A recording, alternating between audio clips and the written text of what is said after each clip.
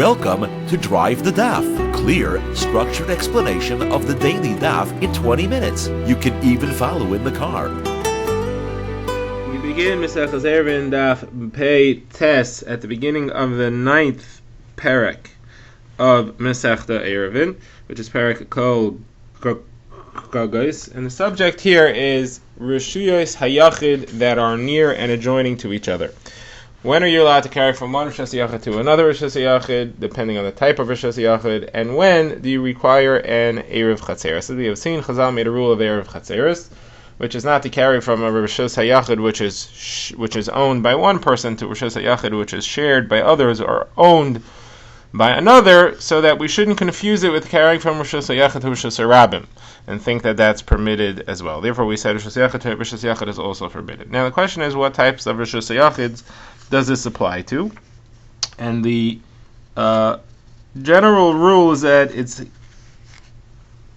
it applies to Reshuyos Hayachid that have constant, permanent, long-term, similar uses. So the question is, what's included? So we're going to have three opinions in the Mishnah. The one thing that they all agree on is that from one house to another house owned by different individuals, that definitely requires an Eruv Chatzeres because that's full usage. That's full long-term usage. Also, from house to house, that also refers to a kli which began Shabbos in a house. Even if it is moved out of the house on Shabbos, since it began Shabbos in that house, it will therefore be forbidden to be moved into another house. That's what everybody agrees to. Now, Rabbi Shimon holds that it stops there. Any other type of Rosh Hashanah, a kli which began Shabbos, and any other type of Rosh Hashanah is permitted to be moved to another type of Rosh Hashanah without an Eruv Chatzeres. All the other types of Rosh Hashanah are not considered to be permanent use, and therefore you're allowed to carry from a chutzner to a rooftop to a fenced-in field. All these areas of Rosh Hashanah, that's if the field is less than 5,000 amas, you're allowed to carry in all these areas. He holds that the concept of Eruv Chatzeres only applies with objects that started Shabbos in a house or are currently in a house. Now, one level more machmir than that is the opinion of Rabbi Meir, who says you can only carry between similar actual reshuyos. You can carry from a roof to a roof, from a chutzner to a chutzner, from a karfif to a karfif, those are the fenced-in fields, but you can't carry from a roof to a chutzner or something like that. And he also says you can't carry from one rishus to another, even if they are similar, if there's more than 10 tvachim height differential between the two of them. So roof to a roof, where one roof is more than 10 tvachim higher than the other, that would be forbidden as well. The opinion of the Chacham is the most machmir, and they say that you cannot carry from one chutzner to another chutzner, from one roof to another roof. Every Rosh Hashanah that belongs to a different individual is included in Eruvin Chatzeres Gzeira. You would have to have an Eruv Chatzeres to go from any Rosh Hashanah to any Rosh Hashanah, even same type, even same height, even all these things. Okay, now, the Gemara analyzes the Mishnah. The Gemara says, I can understand Rabbi Shimon. He says that the people who own it don't make a difference, only in houses. I can understand the Chachamim. They say that every Rishus, whoever owns it, is different than the others. But I don't understand Rabbi Meir. What does it make a difference what the height is? If you say that the different Rishuyos the different ownerships make it into different Rishuyos, so then you shouldn't have a heter if they're on the same level, and if you hold that they don't make it into different reshuyos, then you shouldn't be okay, even if they're on. Then it should be okay, even if they are on different levels. So what's going on? So Abaye explained, and he was speaking to Abaye bar Avin or Chanina bar Avin. He explained to them as follows. He said that the halacha is that if you have Rosh Hayachid in Rosh Hashanah, that would be, let's say, a large open area Rosh Hashanah where people walk around, and there's a pillar in there that's 10 tvachim high by 4 tvachim wide. So if you have a space like that, you're not allowed to put something down on that Rosh Hashanah. That would be transferring from Rosh Hashanah to a Rosh Hashanah. We make a gzeira from that to any Rosh Hashanah within another Rosh Hashanah, or even, for that matter, Rosh Hashanah within another Rosh Hashanah, if you could find such a case, where there's a 10 tefach height difference. The gzeira is that we're afraid if we let you put something from, let's say, a chutzner to a pillar in a chutzner, you may come to put things from Rosh Hashanah to a pillar in Rosh Hashanah. Now, that in Rosh Hashanah, it's Rosh Hashanah to a Rosh Hashanah, and the chutzner is both Rosh Hashanah, but because of the height difference, we make the gzeira, and even though it's moter, it should be, we have it aser derabanan, so we shouldn't get confused and end up doing it in Rosh Hashanah. Now, the Gemara says that this only applies to something which is fixed in the Rosh Hashanah. So that would be, for example, a mound, a hill, or a pillar of some sorts, but something which is just there, like a big grinder or a barrel, then it wouldn't be an issue. So Gemara asks, what about a wall? You have a wall between 2 yards. So Rabbi Meir said you're allowed to carry from yard to yard. So that should mean that you're even allowed to go over the wall, or allowed to put something down on the wall, and then from the wall transfer to the next yard. But that wall is 10 tvachim high. So Gemara says, no, we didn't mean over the wall. He only meant through the doorway, but you cannot put it over the wall because of this iser itself. Okay, now the Gemara wants to know, in the opinion of the Chachamim, that you're only allowed to carry within one rishos itself. You cannot even carry from roof to roof. Are you allowed to carry everywhere within that roof? Are you allowed to carry everywhere within a chutzner? Or is it limited to within 4 amos, meaning you're not really allowed to carry at all? What should be the reason that it should be limited? So we have a halacha that you're not allowed, that if you have 2 rishuyos and one is open to the other, and you aren't allowed to carry from one to the other, that means that you have a rishus which is open to an area in which you are not allowed to carry into. A situation like that, you can't even carry within the original rishus, because it's totally open and you'll end up carrying out of that rishus. So let's say you have 2 roofs, and they adjoin each other, and the owners of the apartments underneath them are different people. So according to the Chachamim, you cannot carry from one roof to the other. Can you carry within the roof itself? Or do we say, no, because there are walls underneath the roof, you can extend the walls upward and view it as if it's closed, even though it's not closed. Halachically, we view those walls, we say good asik, we look at those walls as if they extend upward. So Gemara says, Machlokes Rav and Shmuel. According to Rav, well, we all agree that if there's a space between the houses, so you can see the space, you can see the edge of the house, you can see the walls, then it's okay. The question is where there's no space, it's attached houses. So Rav says you can't carry anywhere in the chutzner, you can only carry within 4 amos. Shmuel says you could, we extend the walls upwards. Rav says in a case like this, where you can't see them, we don't extend them, they're not significant, you'll end up just walking right over. So the Gemara has 2 rayas, which are pretty much the same, from the language of the Chachamim. First of all, in our Mishnah, the Chachamim, when they said you can't carry from one roof to another roof, they had said each roof is its own rishus. That sounds like you can carry anywhere within the roof.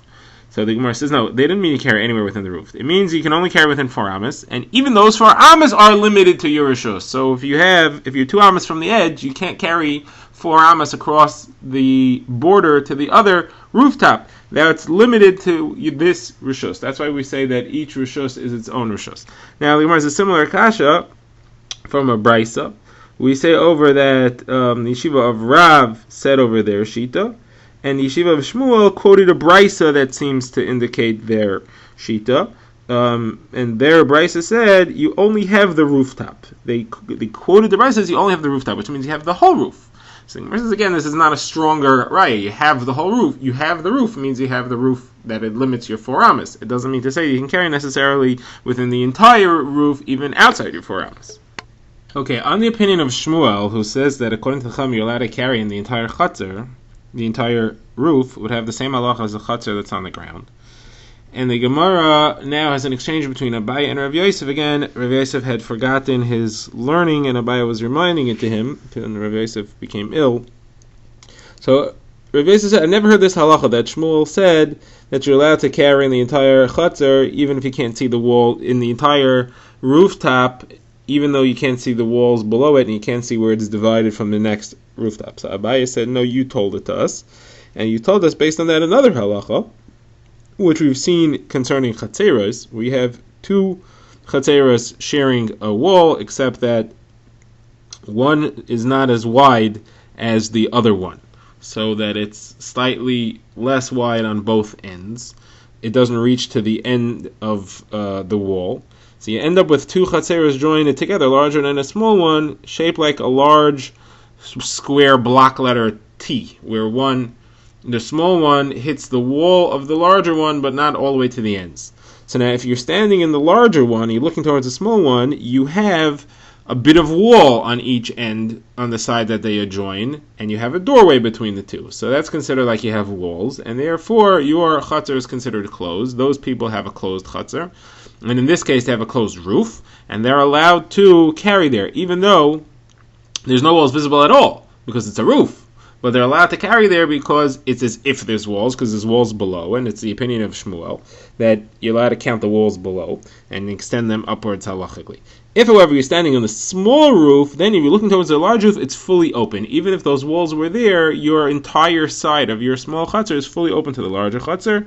That's an area where it's fully open. Even counting the walls, it's fully open. Even counting those invisible walls, it's fully open. And the halacha there is just like a courtyard. It would be forbidden for them to carry from one to the other. And Abaye added, and you also told us that all these halachas only apply if there are people that use the rooftop. It's usable. There are people who walk back and forth all the time, and therefore the line between them is easily going to be missed. If, however, people don't use it, so then it's not usher. You don't have an issue because you won't come to walk across from one to the other. So Abaye said. So that's what Abaye said, and Rav Yosef denied it. He said, "I never said that. It can't be. Doesn't make sense. The walls below the roof don't count. It must be that what I said to you was that if there are walls around the chatzeros, then you could use this calculation, because then it's just like the chatzer. If you have two chatzeros near each other, a large one and a small one, so the small one's open to the large one, so they're aser, and the larger one is not fully open to the small one, so it's mutter." So Gemara says, but Abaye said to Morimba, you told us about people. You said that there have to be people who live there in order for it to be aser. That doesn't make any sense if there's walls. So Rav Yosef said, listen, if I told you anything about people living there, what I told you is that the walls have to be such that they enclose the chutzner so that it's usable to people. And people use it. That's the kind of walls you have to have. In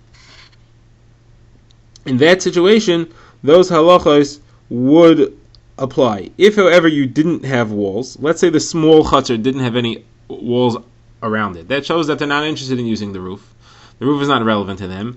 Then they cede their roof, C-E-D-E, they cede their roof to the people in the larger chutzner who are using their roof, and it's not considered their rishus anymore. The people in the larger chutzner are allowed to use all of it, even without proper walls of any sort. They're even allowed to go into the small chutzner. It's not just that they're allowed to use their large chutzner. They don't have to worry that it's open to the small chutzner part ways. They're even allowed to go into the small chutzner because it's not considered like separate rishus anymore, because those people don't have walls there, and therefore they're not interested in using it. And that's very similar to halacha that we saw in the name of Rav Nachman. You have a bunch of roofs adjoining each other, and one guy installed a permanent ladder up to his roof, so he's the only one who's using the roof, and everybody else is not. So he's allowed to use everybody's roof. It's not considered their chutzner. They again ceded their roof. They ceded their rights to the roof to him.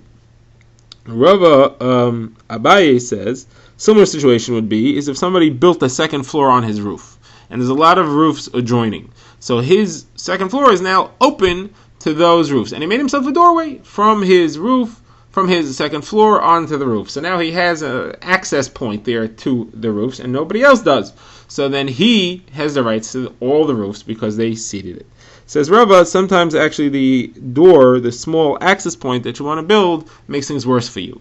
If you have a second floor and there's roofs there, and you did not open an access point to the roofs, but you did open an access point to the garden below, then it's making it worse, because it's showing you're not interested in using the roof. It's showing you're only interested in using the second floor as a house to get out to the bottom, to the ground floor. There you are actually relinquishing your rights on the rooftops, and you can't use the roofs at all because you've removed yourself.